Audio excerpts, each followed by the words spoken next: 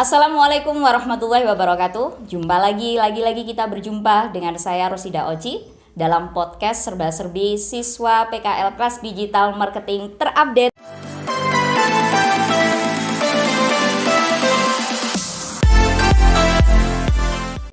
Oke.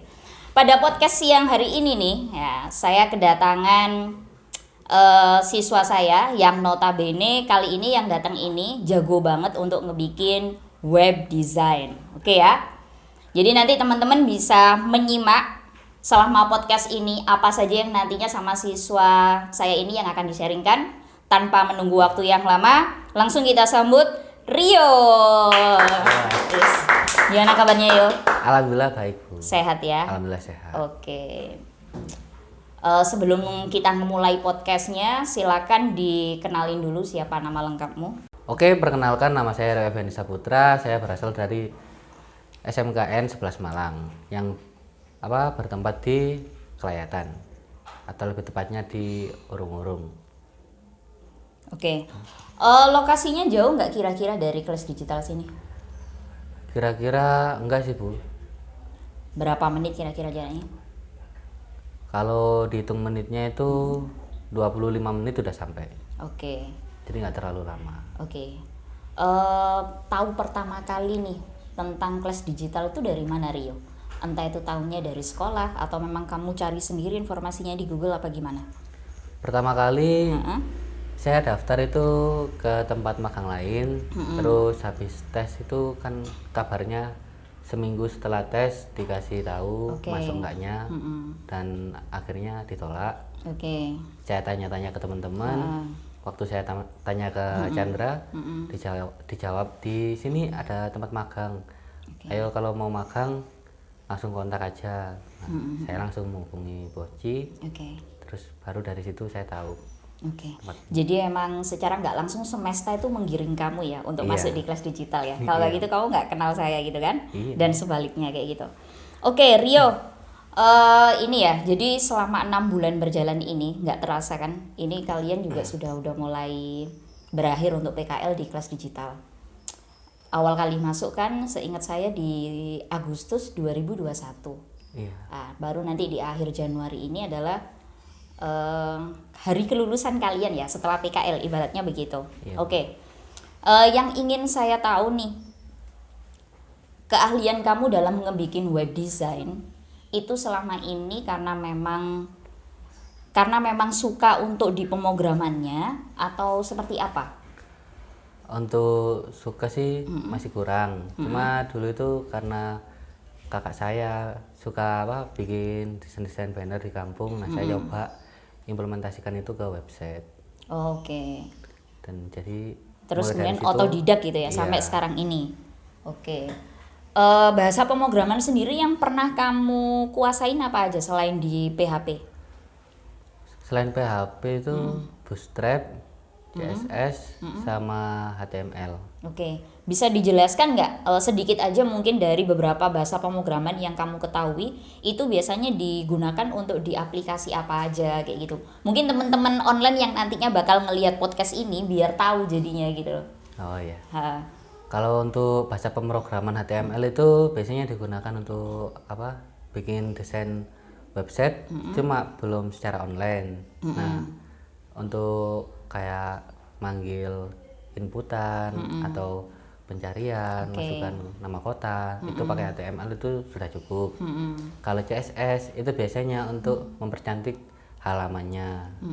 Contohnya untuk bikin desain website yang secara hitungannya lebih cantik lah daripada cuma kalimat sama inputan aja. Menurut kamu juga nih, ketika kamu sudah masuk magang di sini ya di kelas digital, seperti yang kamu ketahui sama beberapa tim kamu atau mungkin temen kamu yang sama-sama dari SMK Negeri 11, itu kan selama ini di kelas digital itu lebih ke untuk digital marketingnya ya, sama creative agency dan yang lainnya kayak gitu. Sedikit banyak itu masih berkaitan nggak dengan web design yang kamu kerjakan selama ini, atau mungkin kamu dari sisi sudut pandangmu sendiri nih itu seperti apa? Kalau masalah berkaitan itu masih berkaitan banget, bahkan Untuk sekarang banyak orang menggunakan toko online tuh pakai website. Oke. Nah, untuk digital marketing kan itu juga masuk ke internet. Nah, otomatis orang pastinya nyari dari Google juga. Jadi masih berkaitan banget. Oke. Selama magang di sini juga itu apa aja yang kamu pelajari, Om? Selama magang di sini saya belajar dari riset kata kunci. Kemudian pemasaran di media-media, contohnya Facebook Marketplace. Terus melalui WordPress, melalui artikel, site Google juga artikel, kemudian Pinterest itu melalui foto. Itu aja ya. Oke. Aja. Kamu ngerasa sebelum kamu masuk magang di kelas digital ini ya, sampai saat ini itu skill apa saja yang sudah kamu benar-benar kuasain di digital marketingnya nih? Kan pastinya teman-teman juga akan ini ya, maksudnya mungkin aja nih nanti dari adik kelas kamu yang sekiranya mau melanjutkan ke sini, kalau misal ada yang ingin menanyakan informasinya seputar kelas digital, pastinya kan kamu harus menjelaskan hal itu ya. Terkadang kan ada orang yang tipikal kalau semisal dijelaskan sebuah informasi, dia itu pengen tahu juga nih hasil dari karyamu sendiri atau portofolio lah dalam hal ini. Itu kira-kira kamu apa sudah mempunyai portofolio itu, atau mungkin ada keinginan jika memang selama ini notabene sudah bisa ngebikin web design, itu suatu saat pengen untuk ngejual web itu sendiri kayak gitu. Ya, untuk portofolio itu masih belum sempurna karena pengalaman yang saya dapat dari sini juga masih masih banyak yang belum saya kuasai. Terus untuk adik kelas nanti kalau bertanya tentang kelas digital itu nanti bisa ngecek portofolio saya waktu udah jadi semuanya. Nah, untuk penjualan website itu masih belum ada rencana karena belum ada rencana. Masih asik. Kenapa? Masih asik ngeblogger, Bu. Oke. Sudah menghasilkan nggak di blogernya ini sekarang? Mulai dari awal optimasi sampai sekarang ini kan pastinya teman-teman online juga pengen tahu ya. Kira-kira sudah berapa duit nih yang dihasilkan dari web blogger itu sendiri kayak gitu. Untuk web blogger itu masalah konten sama uangnya itu masih gimana sih, agak jauh maksud. Karena konten saya juga masih sedikit. Untuk mendapatkan uangnya juga masih belum bisa karena kan kita beriklan kalau pakai blogger itu. Iklan kita juga menggunakan AdSense. Jadi ada ketentuannya. Selama ini kamu sudah pernah mencoba untuk menggunakan AdSense atau baru sebatas cara optimasi organiknya aja? Sudah pernah, dan website saya udah pernah masuk AdSense 1 kali itu bisa dapat sekitar 200 ribuan. Itu tergantung dari pencarian orang-orang sih. Tergantung teman-teman mau nge-share ke media sosial atau nyuruh teman-teman yang lainnya untuk ngeklik websitenya itu biar dapat monetasi. Tulisan apa yang biasanya sering kamu kelola di web yang saat ini kamu optimasi? Tulisan seputar apa biasanya? Seputar kesehatan. Terus teknologi itu masuk ke WordPress sama CEO-nya. Bisnis juga itu masuk ke digital marketing juga. Yang saya pelajari di sini saya implementasikan ke website saya. Tapi untuk insight-insight yang lainnya kamu pun juga mencari ya, entah itu mungkin lewat Instagram, lewat YouTube, ataupun media sosial yang lainnya. Ya itu pasti, Bu. Iya pasti ya. Jadi begini teman-teman online semua, kebetulan Rio ini mulai dari awal masuk PKL di kelas digital sampai saat ini, dia perkembangannya saya lihat itu memang fokusnya lebih ke web design, dan saya akuin anak ini memang pintar. Jadi bagi teman-teman pelaku UMKM ataupun UKM yang nantinya pengen untuk ngebikin web design, bisa langsung nantinya untuk menghubungi siswa saya ini ya.